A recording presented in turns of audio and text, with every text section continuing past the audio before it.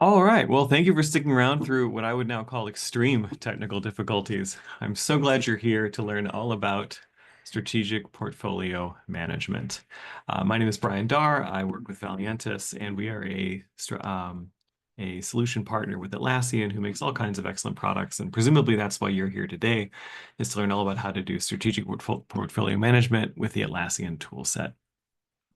So I'm the head of enablement. I'm a safe practice consultant, and I'm also an Atlassian certified expert. So you can pretend that I have good things to say, and hopefully there will be some value in this for you today. We're going to walk through why strategic portfolio management. We're going to look at a couple of built-in Atlassian products that will support them. One of them is Jira Product Discovery. The other is Jira and Jira Plans. And then we're going to look slightly outside of the Atlassian base products into the broader Atlassian ecosystem. And we're going to look at Structure and Structure Gantt, BigPicture and BigPicture Enterprise. And then also we're going to chat about Jira Align and Microsoft Project as well as ways to connect to this. Then I'm going to tell you a little bit about Valiantys, find out if we can help you or not, and Q&A at the end. All right, so why strategic portfolio management? Well, I think in our work and in our companies, we're all dealing with a number of major challenges. One of those challenges is aligning work to enterprise strategy. How do we know that everybody's working on the right thing without, directly monitoring them? How do we visualize capacity versus demand so we can get that cut line so we know what we're going to work on next? How do we support clear dependency management? So how do we make sure that we're sequencing correctly and not just frequently encountering stalls? How do we get predictable and prioritized? So we want to coordinate across multiple departments. We need to know when the product is going to be finished so we can run the product launch with marketing. Stakeholder and team visibility. How do we keep internal and external stakeholders feeling like they know what's going on to keep them happy with our product and with our performance? How do we reduce fire drills? Because nobody likes that. And how do we mitigate risk? So that's all the reasons that we want to use strategic portfolio management. One that I didn't talk about too much that I should, prioritized. We want to make sure we're working on the right thing. We all work for companies with smart people and smart coworkers that have millions of ideas. And we want to make sure that we're picking the best of those ideas and spending our most valuable time and resources on the best of those ideas. So when you're going to implement strategic portfolio management systems, there's a couple of really important implementation considerations. One of them is the tools are just an accelerator. They will drive you forward at an incredible pace, or they will drive you sideways into the ditch at the same incredible pace. So what matters more than the tools is if you go up that pyramid and you look at the processes that the tools are supporting, the processes that those tools are configured to guide. And then even up higher than that is people. You need the right people with the right mindset to work on the right processes and then put all of that work into the tools. I would argue that it's, maybe 20% tool and 80% human adjustment whenever you do something like this, which is a big number. What's nice though is you don't have to move everyone's collective cheese at once, to quote a great book. You can start with one team, with one program, or with one portfolio, and then you can expand out to the rest. And in fact, this is usually one of the best ways to handle change management within the org. You want people to want to go where you're trying to lead them.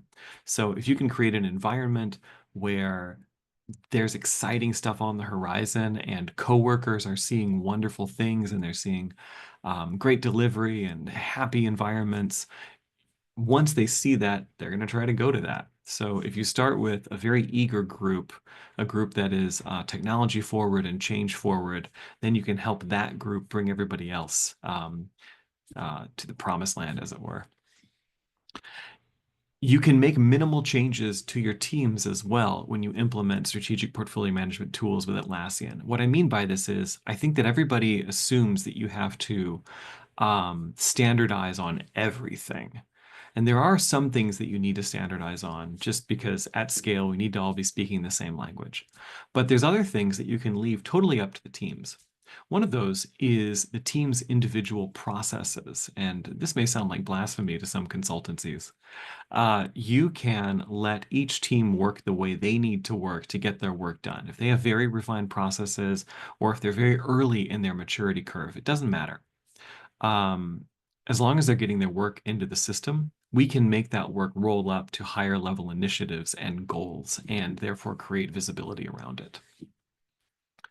Lastly, a major implementation consideration is uh, you need top-down support. Changes often start bottom up. There's a groundswell, people get excited, and then at some point, you need leadership to bring you the rest of the way.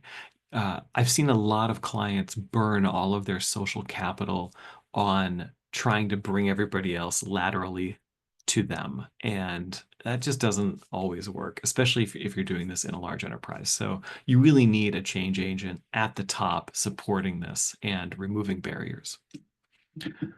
Okay, so let's talk about tool options. One, we need to deal with intake. Two, we need to deal with managing our work. Three, we need to deal with managing our portfolio. So when we start with intake, we're looking at two Atlassian products that really work harmoniously with each other. Actually, all Atlassian products work harmoniously with each other, but these two in particular for this part of the process. So we're going to start with Jira Product Discovery and Jira Service Management. If you're not familiar with these products, Jira Service Management is Atlassian's enterprise service management solution. It basically provides front-end intake portals with custom forms to get the information you need from your internal clients and then route them to the appropriate people and then prioritize them. Jira Product Discovery is a product owner slash program manager's dream tool.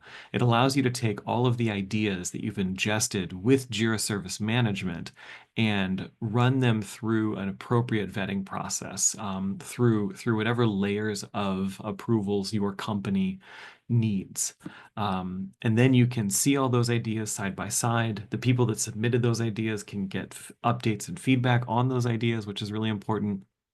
And then you can decide which of those ideas merits your valuable time and company resources to pursue. After you've decided to pursue something, you then pivot over into Jira to handle work management. And also Jira Service Management for operational stuff, but mostly we're talking about project work here. Change the business kind of work as opposed to run the business. So Jira is a premier work tracking tool that sits sort of in the center of the Atlassian system of work. And that's where your teams are going to break down the ideas into features and ideas, or projects and tasks, whatever you want to call those things. That's where they're going to track it and monitor progress. And then if you zoom way up, we'll look at portfolio management. So how do we look across those teams? How do we make sure that teams and programs are all working on the right thing that was originated with those ideas so long ago? So for that, we're gonna use plans or structure and structure Gantt or BigPicture.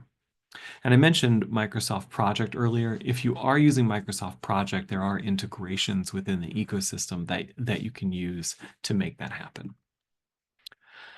Okay, so let's dive into Jira Product Discovery. See if this works. We'll come over here. All right, so I'm going to land in a Jira Product Discovery project. By the way, if you're not used to the new user interface with Atlassian, this is it. It's coming for your instance of Jira very, very soon.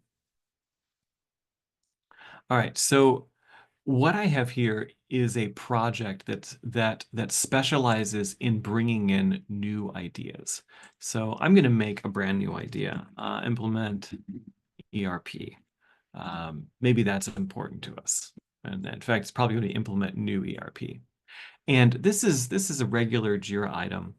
I may have taken this from our company's internal portal through Jira Service Management and then routed it into Jira Product Discovery so I can get all the information I need for it. So I can tie this idea to a company goal. I can tie it to a specific product area if it matters. I can assign someone to champion it through the process. And then there's a lot of other fields that I can add too, such as how are we delivering on it? And um, what's the effort? What's the impact? And then what's the resulting impact score? Who are the key customers? When do we think we're going to start or end? And this idea is going to follow its own life cycle. So it's going to start in new, it's going to get triaged. It's then going to go through our company's initial review, which is a part of our senior leadership team. Then it's going to go into discovery, where we're going to connect it to a bunch of Jira work, and our teams are going to break that work down and figure out what's the real scope, what's the feasibility, can we do an end-to-end test on this? Then once we know what it is, we're going to put it in the backlog and we're going to prioritize it based on what we know of the scope, of the effort, and of the potential impact. Then when our teams have capacity, we're going to pull that into delivery and the teams are going to get to work. The teams are going to track that work over in Jira, and then eventually we're going to close that idea down as done. Now, at any point in the process, maybe we decide we need to revisit it next year and we'll have that idea resurface again in a year. Or maybe we need to put it in a temporary parking lot. Or even better, we just say no and then we move forward with that. So what you see over here, though, is what Jira Product Discovery is really good at. You can make all sorts of views aimed at the right people and the right point in the process. So with this new ideas, this is showing everything that's in new, and I can add any of the fields that I need. For example, who reported this idea? Maybe I need to know that so I can go find out more information. And then who is going to work on this idea to make sure that it happens? Well, that's going to be somebody on our PMO team, for example. After this gets promoted into initial review, we move it in there, and then we see all of our teams doing an initial effort and impact score. Oops, sorry. Effort and I never quite remember the right fields for this, and this is the, yeah, there we go, goal impact. Yeah. So we're going to use a 5-star system, effort and goal, and this is a calculated field that's going to give us a score, gives us a rough idea about maybe what we're going to work on, and there's probably lots of other information that we would add here too to this idea to make sure that we know what we need to know.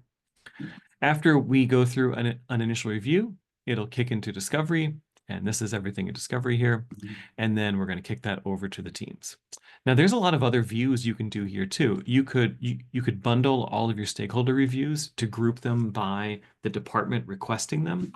You could do a now, next, later framework. You could do a timeline, and you can keep the discussion around the delivery of these new ideas over here in Jira Product Discovery. And you can insulate the team who's working on it from all of those higher level road mapping conversations. And just to show you a couple of other possibilities here. Here is an impact versus effort matrix view. Here is a now, next, later roadmap view. I love this model. This is what Atlassian calls an honest roadmap. So rather than saying, yes, we're going to start that in Q3 week 2, we can say, you know what, our teams are working on this right now. We know that as soon as they have capacity from this, we're going to pull this in. And then this is the stuff that we're, breaking down. This is in discovery. We like it. We think we're going to work on it. But really, you can look to column 2 here, the next column, to know the thing that's coming after we have space. And then for things in now and next, we can provide an actual roadmap. And another cool thing about this particular product is you can publish these roadmaps internally or externally, so that your stakeholders, rather than asking the delivery teams what's going on, they can come and ask your strategic leadership teams who know what's going on.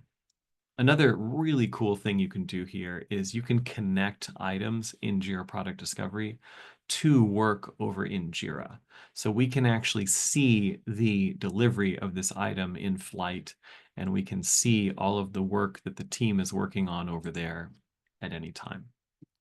So that's intake and prioritization. I could say so much more about this product and about this part of the process, but I want to make sure that we get to the rest of the tools too. So we have an idea. It's either in planning or it's in delivery. So now we're going to go to something called Jira Plans, and we're going to look at the work that the teams are doing to deliver on those ideas. Now this, when you first look at this view, is probably too much information for a brand new person. It's exactly the info you need if you're used to seeing it, but this is really overwhelming at first. So don't feel bad if you're kind of blinded by it. But what we're looking at here is we're looking at a timeline view of multiple teams and all of the Jira epics. In the real world, I would call those projects. All of the epics they're working on, the initiatives that they roll up to, the status of those, and then I can see a timeline for when the teams think that that work is going to get done. You can see we have a dependency problem here. It's turned red. And then we can see properly sequenced work down here. And we can save this view and use it as an internal stakeholder view for a stakeholder that's really connected to the delivery side of things.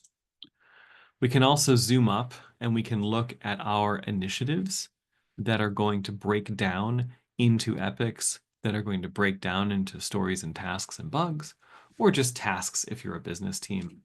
And then we can bring in additional important information here, such as a sizing guess, related product, minimum viable product. We can see progress. We can see weighted shortest job first score, whatever you need to see the information that you need to see. And then we can, again, show all that work on a timeline here. There's other really important views within Jira Plans as well. And again, Plans handles the delivery side of the world. So if we hop into Program here, this is a program board, and what you're looking at is weeks or sprints, depending on how your team works, in columns. And then we see the work that each team is working on. Sorry, there's two. We have double teams in here. Just ignore that. We'll fix that later. But we can see the work that all of our teams are working on grouped here. And then we can see that work item here, and then we can create dependencies across teams, and we can see is the thing that team alpha delivering, is it blocking something that team beta needs? And we can see when team alpha is going to complete that blocker, and then we can schedule the dependent work for team beta after that. And again, we would scroll through here, and we would make those connections by adding a dependency and then connecting it to another team's work. So here we can plan the next quarter or the next couple of weeks to make sure that we are properly sequenced. Another important view is going to be the dependencies map. So this map, I think this is really cool. You can show task level dependencies, or you can roll them up to an epic or a project, or you can roll them all the way up to an initiative to see if a given initiative has dependencies from another initiative. We can then zoom out. Oops, sorry, yeah, there we go. We can zoom out. We can see all the dependencies that are improperly sequenced because they're red. We can group them by teams. So if I come down to task and I group by team, we can see, there we go. Well, that's probably too far. But we can see that Team Charlie has work that is blocking Team Alpha. And that Team Alpha has some work that's going to unblock Team Charlie, that's then going to unblock Team Alpha. So we can start to properly sequence that and make sure that it's getting scheduled right. One other nice thing about Plans too, if you haven't gotten a demo of this before, is that I can make changes to work items in Plans. I can come to my list view, and I can make a change on a particular work item. And then I can see all those changes saved up here in a buffer, and I can then push those changes back to Jira whenever we decide that this is the appropriate plan that we're going to move forward on.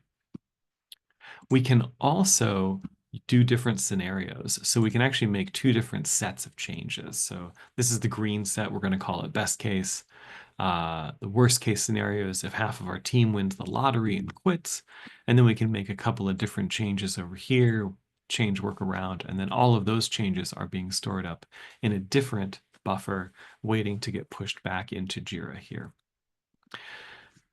So we've looked at intake, and now we're looking at the management of work across multiple teams. What we're seeing right now, Jira Plans is available for Jira Cloud Premium and Jira Product Discovery, the product that we looked at a moment ago with that intake prioritization, ideation project. That one is a separate product and comes in a free, standard, and premium tier as well. If you're on the premium tier of it, you get cross-project road mapping. But if you have any details about that, you can just reach out at the end of the webinar. We can dive into that. But plans, what you're looking at here is basically free if you're on premium. And it's a really great product. But for some teams, plans is not enough to manage the execution. So what I want to do is talk really quick about why you'd want to use Jira Plans versus moving to Structure or to BigPicture. So Plans is really good if you're on Jira Cloud Premium. It comes with it. You can estimate your work with story points or time tracking. It's great for sharing internal visualizations because you can save all of those views and then export them as a picture, or you can drop it into Confluence, or you can export it and put it in a PowerPoint. You can see the program board. There's also a planning calendar that I didn't show, but it's the same idea. You see work items on a calendar. However, if you're used to Gantt charts and that's the way that you plan and view the world, there's no critical path, there's no baselines, there's no earliest start, and there's no cross-plan resource view. So that might not be the product for you, although I would always recommend starting here, especially if you're building your processes with your teams. So if you need some of these things, if you need more of a Gantt chart, there's an add-on called Structure and a second add-on that comes with it. You have to pay for both, but called Structure Gantt. And this will give you that Gantt chart functionality. So what does that look like? I'm going to come to Apps, and I'm going to come to Structure.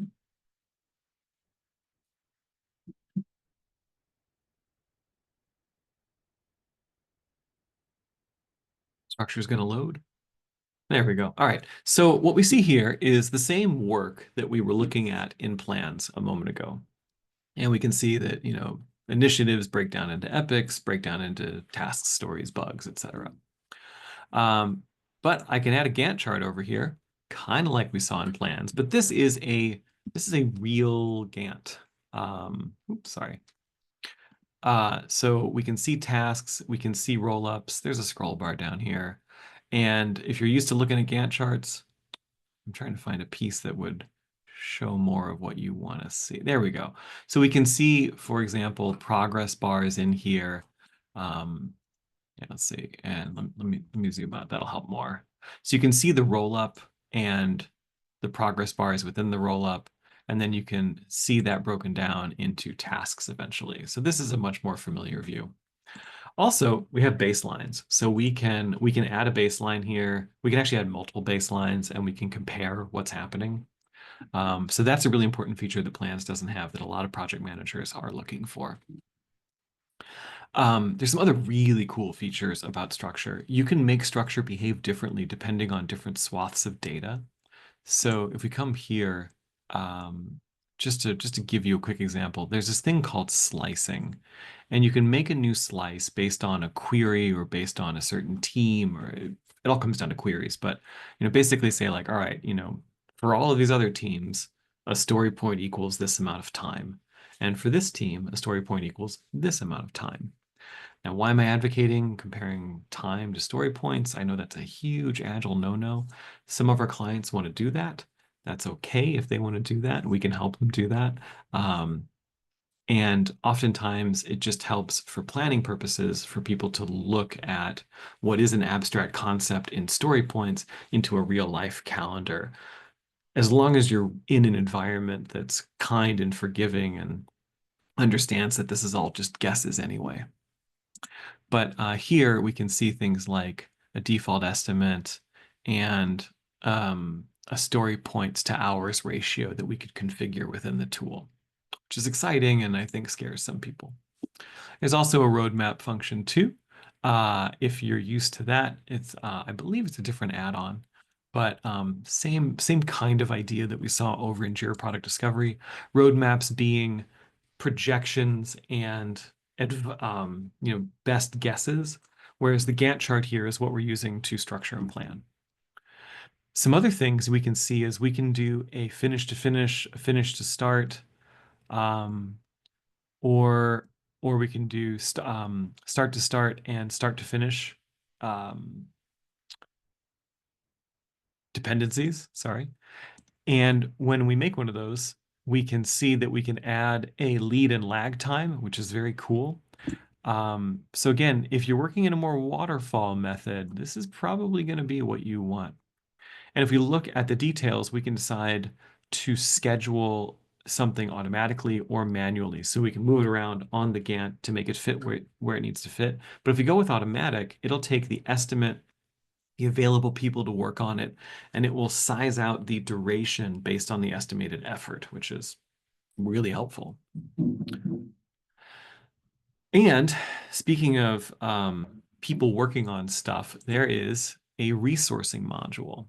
One thing that I forgot to show you in plans earlier, in Jira's native plans, you can do capacity planning at the team level. Let me just hop back really quick and show you what that looks like. I have a capacity planning view. Sorry I didn't show you this earlier. That would have probably helped sequentially. So I can see Team Alpha's sprints here and the work that they're working on. And I can see that Alpha sprint is over capacity. I can see the story points that they have, or if they track in time, I could see the amount of time they have available. And then I can see the estimate on the work that I've assigned to them. And we can then move work around to bring them under capacity. But plans and Jira in general is a team-focused tool. So plans only does team level capacity. Whereas structure allows us to do individual capacity if that is important to you. Depending on where you are in your maturity curve and how you need to plan and the kind of business that you have, this could be good or bad. I think it's an easy rabbit hole to fall down at first. If we just know everything about everybody, we can plan it out perfectly. But in reality, that's really hard to do. And so, just know that you really want that before you go down the individual planning route. But here we can give people scheduling calendars, vacation calendars, a certain level of capacity, and then we can assign work to them. We can also we can also even say uh, what's the maximum number of, and I hate this word, resources that can work on this. This can be lower than one, it can be higher than one. So you can get very, very granular in your resource planning if you want to here. What both of these tools won't help you with is capacity allocation towards operational versus change the business work.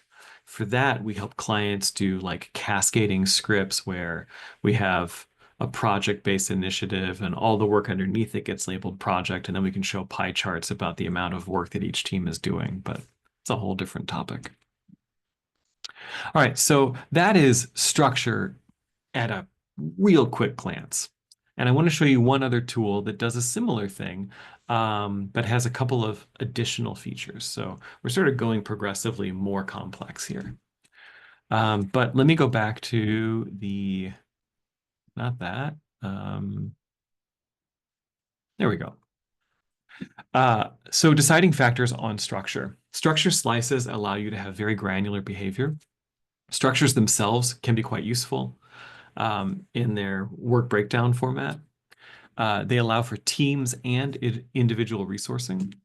There's no skilling, so you still couldn't say like this work item has to be done by somebody with a certain profile.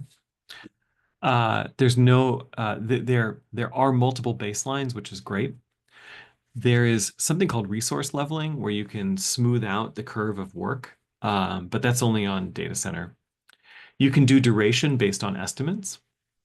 And there's not quite the sandboxing feature that Jira Plans has.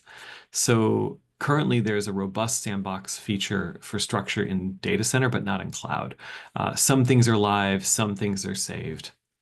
So we're not totally there on sandboxes yet.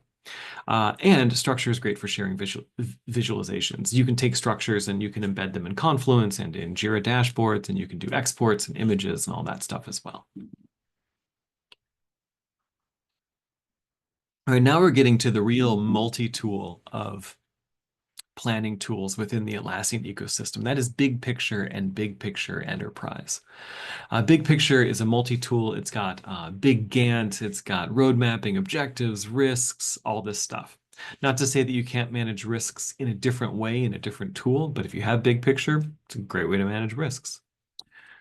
And the idea of BigPicture is you can do a lot of hybrid planning with it. And this will make more sense if I just jump into the tool and show you.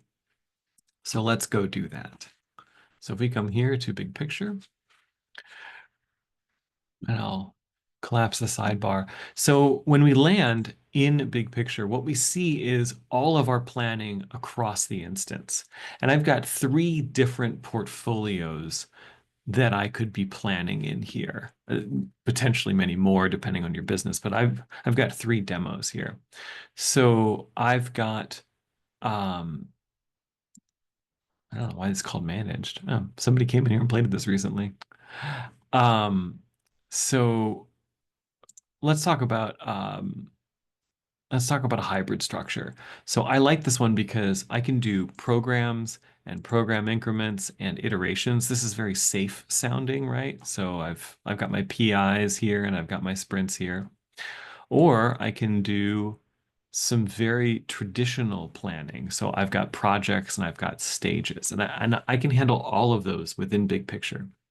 And each of these things in BigPicture is called a box. And you put data in a box, and boxes relate to each other. Not enough time in this webinar to dive super deep into that, but if you do need help, happy to hop on a call and describe it more. But let me hop into that hybrid portfolio. And oh no, yeah, here. So I think I landed the right one. Nope. My apologies. Let me back out of that for just a second. I want to do the demo portfolio. All right, so what we're seeing here is somewhat familiar. We have our initiatives that break down into epics and stories. So again, the same work breakdown structure on the left side that we've seen in every other tool so far. And on the right side, we also see a very Gantt-looking object as well. The big difference here is that when we do the resourcing panel, we can do individual resources based on skills. I'm sorry, everything's blown up so far. So for example, if I was to come into this, Charlie 64 work item, and if I want to pick the right person for this work, I get this BigPicture skills module, and I can open this little skills modal. It's not a modal, but this little module, and I can choose the required skills for this particular work item. Like this is going to need a developer, and then I can use the find the perfect match. And if I have somebody flagged as a developer that is available to do work, they will then be assigned to this. So this takes everything else that we've done and really gets super granular for our planning. And just like every other tool, there's slight nuanced differences between the way it works. But for the most part, if you need a whole lot of planning tools at once, BigPicture is a great tool to go with. Something else that I like about BigPicture is the way that it handles dependencies here. So you can have strong dependencies like that, start, finish, traditional Gantt style dependencies. And you can also have soft dependencies, which is the kind that Jira uses. Something blocks something else. So you can do real strong Gantt planning, and then you can also do whatever software developers are doing just to say, hey, these items need to happen in sequence because we have cross-team dependencies. So it really is quite flexible for the way that you want to plan. So let me come back to this guy and tell you why you might or might not want BigPicture. So BigPicture, multiple tools in one: risk, program board, calendar, although program board and calendar are now available in plans. You can do cross-plan resource views. You can do skills, which is, I think, the biggest driving factor for people to use this. You can do resource leveling across time with work. There is not so much configuration within a box. Basically, you can configure by project, and I think JQL. But you do need another add-on to do export visualizations. And if you are anything at scale, you'll actually need two add-ons. You'll need BigPicture and BigPicture Enterprise. So depending on the use case, and again, we do a lot of deep analysis for clients before we'd recommend one product over another. So this may be the right tool for you. It may not be. If anything, you can always start with plans, because plans is simple and it's already in the box, and you can just start playing around with it. There are some other really powerful tools within the Atlassian ecosystem. One of them is Jira Align. This is Atlassian's flagship strategic portfolio management tool. We do a whole webinar on this. I think it's coming up soon. And this handles road mapping and OKRs and program boards, and it handles everything at all layers of the enterprise, from enterprise strategy down to portfolios, programs, teams. It does dependency management in a really incredible way. Basically, a dependency is a work item that has its own workflow. It gets created, it gets requested, it gets accepted, and it gets completed, which is the way that dependencies work in real life. I love that module there. We've also kind of built that for teams within Jira, so you could build it yourself, but I love that it's a native feature. So we have this upcoming 1-hour webinar that's a deep dive. We also have a 1-day boot camp on this too, if you really want to dive into it. So that's all the products and a very high-level overview. I want to stop early just to make sure that there's not any questions.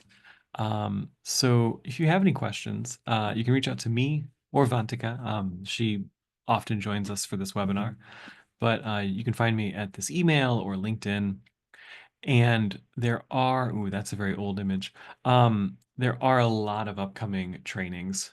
So if you just go to Valiantys-training, which I think is linked there in the chat, you can come down here and click on show more. And we've got basically anything that says sign up is free. Anything that says buy tickets requires a ticket. If you're just getting started with Jira and you're an administrator, I cannot recommend Jira Bootcamp enough. It's a 3-day, really intense deep dive into the product. You will come out with a whole new view on the way to manage work within your system of work, and a lot of other really excellent classes here as well. But let me go find the Zoom window now and see, are there any questions? Q&A. Is the team, all right, so this is 11:36, is the team assigned to the project level or the work item level? That's a good question. So teams, Atlassian has recently really improved the team field. So let me find a work item here and show you. You can make teams, but you can also link teams now to your identity provider and to groups from that identity provider. So you can now manage teams within Jira, which is super helpful. And there's a couple of useful team functions, like you can mention a team now, and you can assign a team to a work item, and it's a single select team that's going to work on it. So it's on the work item level, and then you can and then you can group by those teams over in Jira Plans, in order to see that work and to show that team's capacity. Also helpful, over on the Jira Service Management side for assigning work not to an individual yet, but just to a particular team that is working at a service desk to make sure that they're going to get that work done. Thanks for the question. Any other questions about these tools that we went through very rapidly?